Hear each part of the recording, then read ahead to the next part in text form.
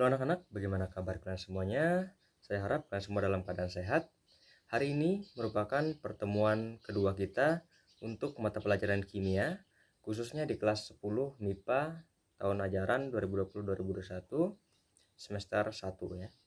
Nah, jadi pada pertemuan hari ini kita akan melanjutkan pertemuan kita yang sebelumnya, yaitu tentang hakikat ilmu kimia, di mana materi yang akan kita bahas pada pertemuan kali ini adalah langkah-langkah metode ilmiah dan karakteristik dari metode ilmiah. Baik, langsung saja kita masuk ke dalam materi. Oke, nah jadi minggu lalu kita sudah belajar tentang metode ilmiah ya. Kita sudah belajar tentang metode ilmiah, apa itu metode ilmiah. Dan sekarang kita akan belajar tentang bagaimana langkah-langkah metode ilmiah. Nah, sebelum melakukan kerja ilmiah, seorang ilmuwan harus memiliki perencanaan percobaan atau eksperimen. Nah, di mana eksperimen ini dalam kerja ilmiah diperlukan untuk membuktikan kebenaran tentang penemuan-penemuan yang sudah diperoleh agar bisa dipertanggungjawabkan ya. Nah, jadi perlu suatu langkah kerja ilmiah ya untuk eksperimen agar penemuan-penemuannya nanti bisa dipertanggungjawabkan sesuai dengan langkah-langkah metode ilmiah ya. Oke, adapun langkah-langkah metode ilmiah itu meliputi yang pertama, menemukan atau merumuskan masalah, yang kedua, membuat kerangka berpikir, yang ketiga, menyusun hipotesis, yang keempat, melakukan percobaan atau eksperimen untuk menguji hipotesis, yang kelima, menganalisis data, yang keenam, menarik kesimpulan, dan yang ketujuh, penyusunan laporan penelitian. Nah, jadi ada 7 langkah kerja ilmiah ya. 7 langkah ini akan kita bahas satu persatu. Langkah yang pertama adalah merumuskan atau menemukan masalah ya, menemukan atau merumuskan masalah. Nah, jadi langkah pertama dalam kerja ilmiah adalah menemukan atau merumuskan masalah. Nah, adapun masalah ya, masalah ini dapat kita temukan biasanya dalam kehidupan sehari-hari ya. Dalam kehidupan sehari-hari masalah ini bisa kita temukan dalam kehidupan sehari-hari dari berbagai literatur yang kita pelajari ya, atau dari hasil perenungan ya, atau dari hasil perenungan. Oke, itu. Nah, jadi masalah itu dapat kita temukan dari kehidupan sehari-hari, hasil perenungan, dari berbagai literatur yang pernah kita pelajari bisa kita temukan masalah. Nah, setelah masalah ini kita temukan ya, masalah ini harus kita rumuskan ya. Kita rumuskan masalahnya. Tujuan perumusan masalah ya adalah agar memfokuskan masalah apa yang akan kita kaji nantinya ya. Jadi masalahnya difokuskan ya, agar kita bisa mengkajinya nanti. Nah, seperti itu. Nah, untuk masalah ini ya, perumusan masalah ini kita mengetahui masalah. Nah, setelah kita tahu masalahnya, masalah tersebut akan kita pecahkan ya. Masalah itu kita pecahkan, kita cari solusinya untuk masalah tersebut ya. Nah, kita pecahkan masalah tersebut. Nah, hingga masalah tersebut menjadi jelas nanti. Setelah kita rumuskan masalah ini, bisa kita cari batasan masalahnya bagaimana ya. Batasan masalahnya dan kedudukan masalahnya itu, terus dan alternatif pemecahan masalahnya. Alternatif atau solusi untuk memecahkan masalah itu ya, bisa kita cari. Nah, makanya biasanya dalam penelitian ya, setelah rumusan masalah ada yang namanya batasan masalah ya. Nah, jadi kita batasi masalah apa yang akan kita kaji atau yang kita teliti, masalah apa yang akan kita teliti. Seperti itu untuk merumuskan masalah. Nah, untuk contohnya agar lebih jelas, misalkan masalah dalam kehidupan sehari-hari. Kalian pasti pernah membuat teh ya, membuat teh. Untuk membuat teh, kalian perlu yang pertama gula ya, gula, air panas, dan teh ya. Nah, dan juga gelasnya ya, jangan lupa untuk membuat teh, sendoknya juga untuk mengaduknya. Nah, itu. Kalau kalian buat teh, kalian harus perlu bahan-bahan tersebut ya. Nah, di mana ya apabila seperti ini. Kalau misalkan air ya, air untuk kalian membuat teh tersebut, airnya hangat ya. Airnya hangat atau tidak terlalu panas ya. Atau mendekati mau dingin ya, mau dingin airnya. Ya, hangat atau mau dingin. Nah, ketika kalian membuat teh dengan suhu yang seperti itu ya, suhunya tidak terlalu panas, yang terjadi pasti adalah gulanya sukar larut ya. Gulanya sukar larut dan tehnya kurang pekat warnanya. Pasti kalian pernah ya, tehnya kurang pekat warnanya. Nah, dari hal ini ya, kalian pasti berpikir ya, apa yang menyebabkan hal ini bisa terjadi? Apa yang menyebabkan ini bisa terjadi? Gulanya kok diaduk-aduk dia sukar ya larutnya, nggak cepat ya. Terus tehnya kok tidak pekat warnanya. Nah, apabila ini kalian bandingkan lagi ya dengan ketika kalian membuat teh menggunakan air yang panas ya, suhunya panas atau 100 derajat Celcius. Nah, kalian bandingkan. Nah, ketika kalian menggunakan air yang panas ya, maka gulanya ketika kalian aduk dia akan cepat larut. Gulanya cepat larut dan tehnya pun berwarna pekat ya, pekat tehnya. Merah sekali ya. Kalau yang tadi kan merahnya tidak terlalu merah karena airnya dingin. Nah, melalui suatu permasalahan ini ya yang kalian temukan dalam kehidupan sehari-hari ini, kalian bisa membuat sebuah rumusan masalah. Rumusan masalahnya seperti ini. Bagaimana ya? Rumusan masalah itu merupakan sebuah pertanyaan ya biasanya. Pertanyaan tentang masalah tersebut. Jadi, bagaimana pengaruh suhu ya terhadap kelarutan gula dalam air? Nah, bisa rumusan masalahnya seperti itu bisa. Nah, jadi bagaimana pengaruh suhu terhadap kelarutan gula di dalam air? Nah, jadi kita sudah punya satu rumusan masalah. Kita mau ketahui bagaimana sih pengaruh suhu terhadap kelarutan gula di dalam air. Karena tadi kan ada yang suhunya rendah, gulanya sukar larut. Tapi kalau suhunya tinggi, gulanya mudah larut. Nah, kita mau tahu bagaimana pengaruhnya. Oke. Nah, jadi seperti itu untuk rumusan masalah. Nah, selanjutnya kita lanjut ke langkah kedua. Langkah kedua adalah membuat kerangka berpikir. Nah, kerangka berpikir ya, kerangka berpikir ini jadi seorang ilmuwan harus rajin ya, rajin mencari referensi ya untuk membuat kerangka berpikir. Jadi dia harus rajin mencari referensi, baca buku ya, mempelajari penelitian orang lain ya, baca hasil penelitian orang lain. Selanjutnya atau observasi langsung ya, observasi langsung atau melakukan wawancara dengan ahlinya. Nah, jadi ini perlu dilakukan untuk membuat kerangka berpikir. Karena kerangka berpikir ini merupakan sebuah alasan ya yang menunjukkan keterkaitan faktor-faktor dalam permasalahan tersebut ya. Jadi merupakan suatu alasan yang menunjukkan faktor-faktor keterkaitan faktor-faktor dalam permasalahan tersebut. Nah, jadi dia menunjukkan keterkaitan. Bagaimana sih keterkaitannya antar faktor-faktor tersebut sehingga nanti dari kerangka berpikirnya bisa diambil sebuah kesimpulan ya. Nah, jadi berdasarkan keterkaitan faktornya tadi, maka bisa diambil kesimpulannya. Seperti itu. Nah, di mana di kerangka berpikir ya, faktor keterkaitan faktor-faktornya itu nanti ya dijelaskan dengan dikaitkan dengan objek ya, dikaitkan dengan objek dan jawaban terhadap suatu permasalahan. Nah, jadi berdasarkan tadi dari berbagai referensi ya nanti diambil ya teori-teorinya, nanti dikaitkan dengan faktor-faktor dalam permasalahan, lalu nanti dicari jawaban atas permasalahan tersebut ya. Nah, itu untuk kerangka berpikirnya seperti itu. Nah, di mana kerangka berpikir ini disusun secara rasional ya, secara rasional berdasarkan penemuan-penemuan yang bisa diuji kebenarannya. Seperti itu. Penemuan-penemuan yang sudah teruji kebenarannya, yaitu dari hasil penelitian orang lain tadi ya. Misalnya si A pernah meneliti tentang ini ya. Nah, jadi berdasarkan hasil penelitian si A ya, penyebabnya adalah ini misalkan. Nanti dikaitkan ya. Nah, seperti itu untuk kerangka berpikirnya. Oke, lanjut untuk langkah yang ketiga adalah menyusun hipotesis. Hipotesis ini merupakan biasanya disebut sebagai dugaan ya atau jawaban sementara. Nah, di mana hipotesis ini berfungsi sebagai jawaban sementara untuk suatu permasalahan. Nah, di mana dia diperoleh berdasarkan kesimpulan dari kerangka berpikir ya. Kita bisa membuat hipotesisnya. atau jawaban sementaranya bagaimana tentang permasalahan tersebut. Nah, jadi hipotesis ini disusun melalui dua prosedur ya. Yang pertama prosedur deduktif dan yang kedua prosedur induktif.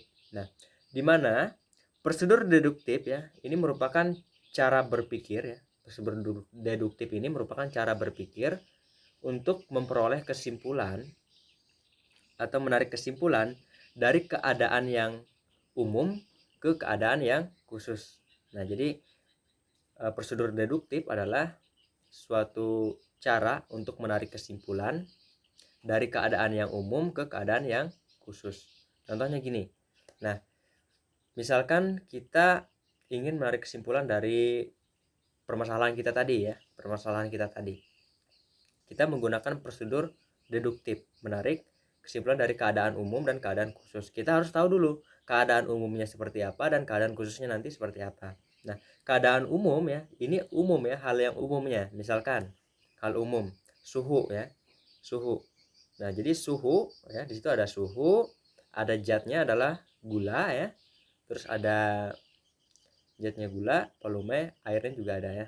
Nah, di mana suhu ya, ini kesan secara umum. Biasanya dalam laju reaksi, suhu ini mempengaruhi lajunya reaksi ya. Jadi semakin tinggi suhu, maka laju reaksi semakin cepat ya, sehingga zatnya cepatlah larut ya, seperti itu. Itu gambaran umumnya berdasarkan teori ya. Nah, dari keadaan umum ini ya, bisa kita tarik keadaan khusus ya. Nah, keadaan khususnya apa? Artinya semakin tinggi suhu ya, maka suatu zat akan semakin cepat bereaksi ya, atau waktu bereaksinya akan semakin cepat. Dan semakin rendah suhu, maka suatu zat akan semakin lambat bereaksi. Seperti itu ya, khususnya atau kesimpulannya. Nah, berbeda dengan prosedur induktif ya. Kalau prosedur induktif kebalikan dari prosedur deduktif. Kalau prosedur induktif ya, dia adalah suatu cara untuk menarik kesimpulan berdasarkan menarik kesimpulan dari keadaan khusus ke keadaan umum ya. Untuk yang induktif, ini merupakan cara berpikir untuk menarik kesimpulan dari keadaan khusus ke keadaan umum untuk induktif. Nah, contohnya gini. Nah, kita kan tahu tadi khususnya apa? Khususnya adalah kesimpulannya. Kesimpulannya adalah yang khusus ya. Khususnya semakin tinggi suhu ya, maka laju reaksi akan semakin cepat dan zat gulanya tadi akan semakin cepat larut ya, karena terjadi reaksinya cepat. Nah, semakin rendah suhu maka laju reaksi akan lambat ya, semakin rendah suhu laju reaksi lambat dan zat gulanya itu akan lambat larut ya, jadi larutnya lambat seperti itu. Nah, terus setelah ditarik keadaan khususnya seperti itu ya, dicari keadaan umumnya seperti apa. Oh, ternyata suhu ini mempengaruhi cepat atau lambatnya suatu reaksi ya, dimana kalau suhunya tinggi maka reaksinya akan berlangsung cepat, kalau suhunya rendah reaksinya berlangsung lambat, seperti itu ya. Oke, dan bisa juga kita kasih gambaran ya, misalnya karena suhunya tinggi maka interaksi antar molekul ya di dalam molekul gula itu akan semakin cepat interaksinya ya, antara molekul gula dengan molekul air. Jadi interaksinya semakin cepat karena suhunya tinggi ya, makanya dia akan cepat larut. Itu bisa juga untuk gambarannya. Oke, itu untuk hipotesis ya. Nah, dimana hipotesis ini harus didasarkan juga dari kajian teori dan temuan hasil penelitian sebelumnya ya, bisa dikaitkan. Oke, lanjut untuk langkah yang keempat ya. Langkah yang keempat. Yang keempat adalah melakukan eksperimen atau percobaan untuk menguji hipotesis. Nah, kita tadi kan sudah punya hipotesis ya. Nah, sekarang kita mau menguji hipotesis kita ini, apakah hipotesisnya benar atau salah ya. Jadi hipotesisnya harus kita uji. Kan hipotesis kita tadi misalkan semakin tinggi suhu ya, maka zat tersebut akan semakin cepat larut. Dan semakin rendah suhu, maka zat tersebut akan semakin lambat larut, misalkan ya. Itu hipotesisnya, jawaban sementaranya. Nah, kita mau melakukan percobaan untuk membuktikan jawaban sementara tadi. Nah, di mana sebelum kita melakukan percobaan ya, peneliti atau seorang ilmuwan harus menentukan dulu variabel penelitiannya. Nah, di mana variabel penelitian ya ini didefinisikan sebagai faktor ya yang apabila diukur akan memberikan nilai yang bervariasi. Jadi variabel penelitian merupakan sebuah faktor yang apabila kita ukur akan memberikan nilai yang bervariasi. Itu merupakan variabel penelitian. Ketika kita ukur maka nilainya bervariasi atau macam-macam ya. Seperti itu. Nah, di mana variabel penelitian ini ada 3 jenis ya. Yang pertama adalah variabel bebas atau independent variable. Yang kedua variabel tergantung atau dependent variable, dan yang ketiga variabel kontrol ya. Ada 3. Nah, kita bahas satu-satu ya. Nah, untuk variabel bebas ya atau independent variable adalah variabel yang diduga sebagai penyebab timbulnya variabel lain ya. Jadi variabel bebas ini merupakan variabel yang diduga sebagai penyebab timbulnya variabel lain. Nah, jadi variabel bebas ini bisa menyebabkan muncul variabel yang lainnya ya, karena variabel bebasnya ini. Nah, seperti itu. Nah, biasanya variabel bebas ini bisa dimanipulasi ya. Dimanipulasi ini maksudnya diubah-ubah ya, dirubah-rubah. Bisa dimanipulasi, diamati, dan diukur ya untuk mengetahui pengaruhnya terhadap variabel lainnya. Nah, jadi pengaruhnya bagaimana terhadap variabel lain? Karena dia menimbulkan variabel lain kan, bisa memunculkan variabel lain, variabel bebas ini. Nah, selain variabel bebas ada yang namanya variabel terikat atau tergantung ya. Variabel tergantung atau dependent variable. Nah, di mana dependent variable ya adalah variabel yang timbul sebagai akibat langsung dari variabel bebasnya ya. Jadi variabel tergantung ini akibat langsung dari variabel bebas atau akibat dari manipulasi dan pengaruh variabel bebasnya tadi ya. Dia muncul dari pengaruh manipulasi variabel bebas tadi, maka muncul variabel tergantung. Artinya variabel tergantung ini bergantung dengan variabel bebasnya ya, seperti itu. Nah, selanjutnya ada yang namanya sebelumnya itu dalam penelitian ya, biasanya variabel tergantung ini diamati dan diukur untuk mengetahui pengaruh dari variabel bebas ya. Jadi variabel tergantung ini biasanya diamati dan diukur untuk mengetahui sejauh mana pengaruh dari variabel bebasnya tadi. Nah, seperti itu. Nah, selanjutnya ada yang namanya variabel kontrol ya, variabel kontrol. Nah, di mana variabel kontrol ya di sini merupakan suatu variabel yang dikontrol atau dipertahankan oleh peneliti dalam setiap eksperimen ya untuk menetralkan pengaruhnya terhadap variabel tergantung ya.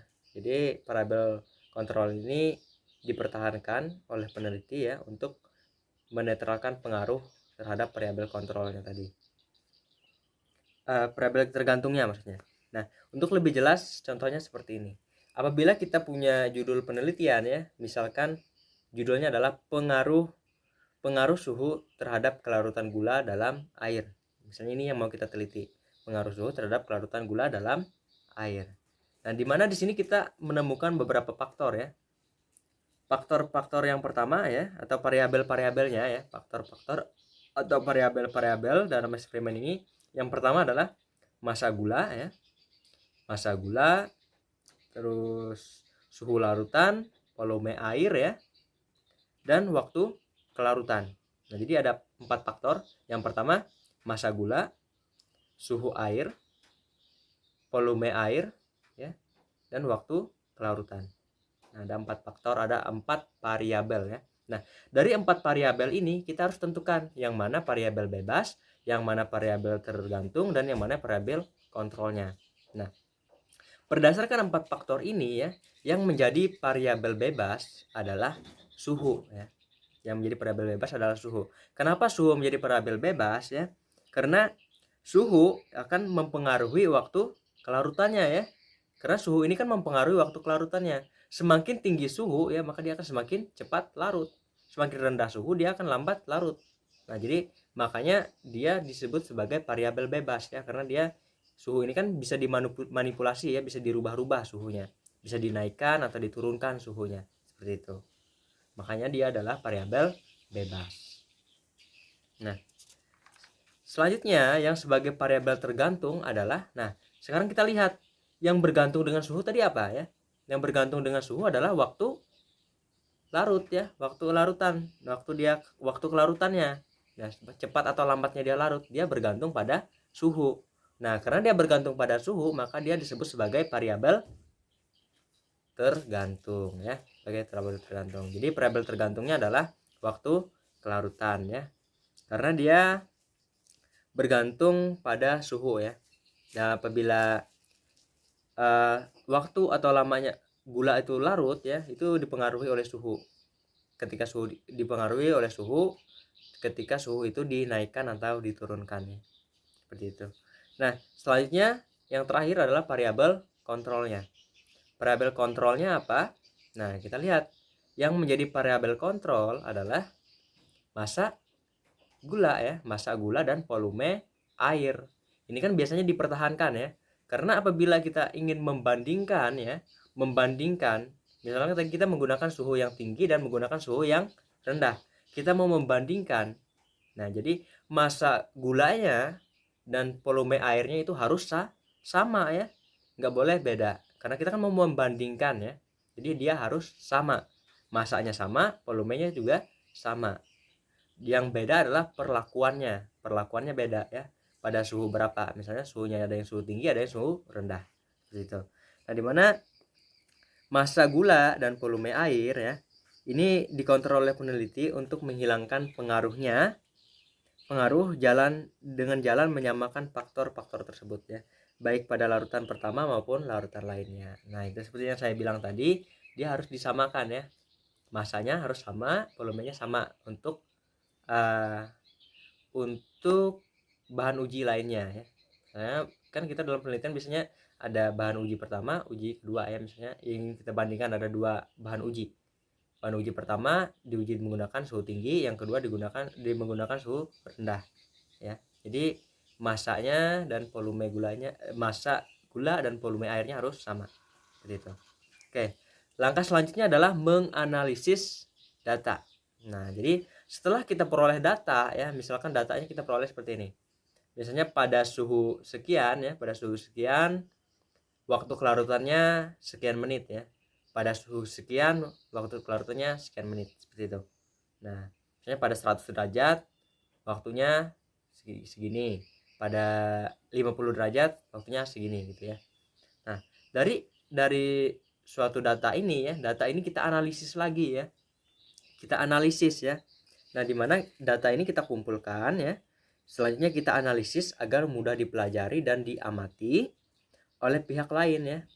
Nah, hasil analisis kita ini sebaiknya harus kita sajikan dalam bentuk kesimpulan atau uraian ya, atau tabel atau grafik ya. Harus kita sajikan atau dalam bentuk diagram ya, agar mudah untuk dibaca. Nah, selanjutnya hasil analisis ini kita bandingkan dengan teori yang ada ya. Nah, misalkan hasil analisis berupa tabel. Pertamanya tabel ya. Kita punya tabel pada suhu segini, waktu kelarutannya sekian, pada suhu sekian, waktu kelarutannya sekian. Nah, berdasarkan tabel ini kita ambil kesimpulan ya. Artinya, semakin tinggi suhu, maka semakin cepat zat gulanya terlarut. Dan sebaliknya, semakin rendah suhu, maka semakin lambat zat gulanya terlarut. Misalnya kita ambil kesimpulan seperti itu. Nah, ini ya hasil analisis kita ya. Dari tabel tadi ya, dari data tadi kita analisis, hasilnya adalah seperti itu ya, kesimpulannya. Nah, hasil analisis ini kemudian kita bandingkan dengan teori yang ada ya. Teori yang ada, misalkan faktor-faktor yang mempengaruhi laju reaksi misalkan ya. Faktor-faktor yang mempengaruhi laju reaksi. Katanya semakin tinggi suhu maka zat semakin cepat larut atau semakin cepat terjadinya laju reaksi ya. Nanti kita bandingkan benar atau enggak hasil eksperimen kita tadi, seperti itu untuk analisis data. Selanjutnya, setelah kita sudah analisis datanya, kita akan tarik kesimpulan ya. Nah, kesimpulan ini mengacu pada tujuan eksperimen. Nah, di mana tujuan itu biasanya kita ambil dari rumusan masalahnya ya. Nah, kita tadi kan punya rumusan masalah bagaimana pengaruh suhu terhadap kelarutan gula dalam air. Artinya, tujuannya adalah mengetahui pengaruh suhu terhadap kelarutan gula dalam air. Nah, berarti dari sini dapat kita simpulkan bahwa pengaruhnya seperti ini. Semakin tinggi suhu, maka zat gula semakin cepat larut, dan semakin rendah suhu, zat gula maka akan semakin lambat larut. Itu pengaruhnya ya. Pengaruhnya seperti itu. Nah, jadi itu untuk penarikan kesimpulan. Nah, untuk penarikan kesimpulan di sini biasanya ada hipotesis diterima atau hipotesis ditolak. Apabila hipotesisnya sesuai dengan hasil percobaan, maka hipotesisnya diterima. Apabila hipotesisnya tidak sesuai dengan hasil percobaan, maka hipotesisnya bisa ditolak atau dihilangkan ya. Seperti itu untuk penarikan kesimpulan. Selanjutnya, ya, setelah menarik kesimpulan, langkah terakhir adalah penyusunan atau menulis laporan penelitian ya. Di mana penulisan laporan penelitian ini saya kasih gambaran sebagai berikut ya. Nah, di mana di sini untuk kegiatan ilmiah ya selalu ada hasil kegiatan ya. Di mana hasil kegiatan ini dikomunikasikan dengan pihak lain dalam bentuk laporan penelitian. Jadi agar orang lain nanti bisa membaca hasil penelitian kita ya dalam bentuk laporannya. Nah, di mana untuk penyusunan laporannya ada beberapa komponen yang perlu dalam laporan penelitian. Komponen pertama itu adalah judul penelitian. Komponen yang kedua adalah pendahuluan. Ya. Yang pertama tadi kan judul penelitian, kita harus punya judul penelitiannya apa. Terus yang kedua adalah pendahuluan. Ya. Di pendahuluan di sini ada latar belakang permasalahan, rumusan masalah penelitian, tujuan penelitian, dan hipotesis penelitian untuk pendahuluan. Nah, setelah pendahuluan ada landasan teori. Di landasan teori ya kita cantumkan teori-teori yang relevan dengan penelitian kita ya. Kita ambil dari buku ya, referensinya dari buku atau dari internet juga boleh ya, tapi sebaiknya dari buku. Nah, selanjutnya eksperimen atau percobaan. Nah, di sini ada eksperimen atau percobaannya seperti apa. Nah, di mana di sini ada alat dan bahan, cara atau prosedur kerjanya bagaimana, dan hasil penelitiannya seperti apa. Seperti itu ya. Nah, setelah ini ada yang kelima ya. Yang kelima ada pembahasan. Nah, pembahasan, di dalam pembahasan ini kita bahas ya. Setiap perlakuan itu kita bahas. Mengapa bisa menyebabkan, mengapa itu bisa terjadi ya, kita bahas. Mengapa pada perlakuan ini terjadi seperti ini. Nah, ini dibahas berdasarkan teori yang ada ya. Kita bahas berdasarkan teori yang ada. Misalkan tidak sesuai dengan teori, kita bahas juga kenapa bisa tidak sesuai dengan teori. Seperti itu untuk pembahasan. Nah, setelah pembahasan ya, yang keenam ada kesimpulan dan saran. Nah, di sini ada kesimpulan dan saran. Untuk kesimpulan dia berdasarkan tujuan penelitiannya. Untuk saran ya, ini saran untuk saran perbaikannya bisa. Untuk penelitian selanjutnya bagaimana ya, bisa kita kasih saran di situ. Oke, selanjutnya ada daftar pustaka. Ini perlu ya. Daftar pustaka ini referensi ya, referensi buku atau apa yang kita ambil untuk penelitian, untuk menyusun laporan kita tadi ya. Untuk teori-teori kita tadi kita cantumkan di daftar pustaka. Karena kita tidak boleh plagiat ya. Jadi setiap sumber yang kita ambil itu harus kita cantumkan. Oke, selanjutnya adalah lampiran-lampiran. Nah, di dalam lampiran-lampiran ya, ini misalkan dokumentasi ya kita lampirkan, misalkan hasil analisisnya kita lampirkan juga ya untuk lampiran. Seperti itu. Nah, selanjutnya ya, untuk langkah-langkah metode ilmiah sudah selesai kita bahas. Yang selanjutnya kita bahas tentang karakteristik metode ilmiah atau karakteristik penelitian ilmiah ya. Kita bahas karakteristik penelitian ilmiah. Nah, karakteristik atau penelitian ilmiah ini merupakan karakter atau ciri dari penelitian ilmiah itu ya. Jadi penelitian ilmiah itu tidak sembarang suatu penelitian itu bisa disebut sebagai penelitian ilmiah. Dia punya karakter atau ciri tersendiri. Nah, cirinya seperti ini ya. Nah, di mana ya suatu penelitian harus memenuhi beberapa karakteristik untuk dikatakan sebagai penelitian ilmiah. Jadi dia harus memenuhi beberapa karakteristik atau ciri berikut. Nah, di mana cirinya itu ada sebagai berikut atau karakteristiknya adalah yang pertama sistematik. Sistematik ini artinya berurutan ya, terurut, sistematis. Nah, di mana suatu penelitian harus disusun dan dilaksanakan secara berurutan sesuai dengan langkah-langkah metode ilmiah. Ya, jadi harus dilaksanakan secara berurutan. Nah, selanjutnya pelaksanaan penelitian harus sesuai dengan langkah ilmiah tadi ya, secara berurutan. Artinya yang pertama kita harus merumuskan masalahnya dulu, membuat kerangka berpikirnya, menyusun hipotesis, melakukan percobaan untuk menguji hipotesis, menganalisis data, menarik kesimpulan, dan membuat laporan penelitian. Nah, jadi harus berurutan. Nggak boleh misalkan dari merumuskan masalah langsung menganalisis data, itu nggak boleh ya. Atau merumuskan masalah langsung membuat hipotesis, nggak boleh. Harus berurutan. Oke. Selanjutnya, selain sistematis, yang selanjutnya adalah logis ya. Jadi harus logis sesuai dengan logika ya. Nah, di mana suatu penelitian harus logis, sesuatu dapat dikatakan benar jika diterima akal ya, atau logika. Harus bisa diterima akal atau logika berdasarkan fakta empiris. Fakta empiris ini maksudnya fakta hasil percobaan kita ya. Berdasarkan pengalaman, kan pengalaman itu biasanya bisa melalui percobaan ya. Berdasarkan fakta hasil percobaan atau fakta empiris. Nah, oleh karena itu pencarian kebenarannya ya itu harus berlangsung menurut prosedur atau hukum yang berlaku, menjadi hukum yang berlaku atau hukum yang menjadi kaidah bekerjanya akal ya atau logika tadi. Nah, di mana prosedur yang dipakai adalah prosedur induktif dan deduktif. Karena ini kan sesuai dengan logika ya. Prosedur deduktif dan induktif. Kalau deduktif tadi kan dari keadaan khusus, dari keadaan umum ke khusus. Kalau induktif dari keadaan khusus ke umum, gitu ya. Nah, selanjutnya karakteristik yang ketiga ya, itu adalah empiris. Nah, empiris ini diartikan sebagai pengalaman ya, pengalaman bisa melalui eksperimen, percobaan ya, atau penemuan-penemuan. Ini merupakan suatu yang dikatakan sebagai empiris ya. Nah, di mana empirisme merupakan suatu paham yang sekaligus menjadi karakteristik suatu penelitian ilmiah.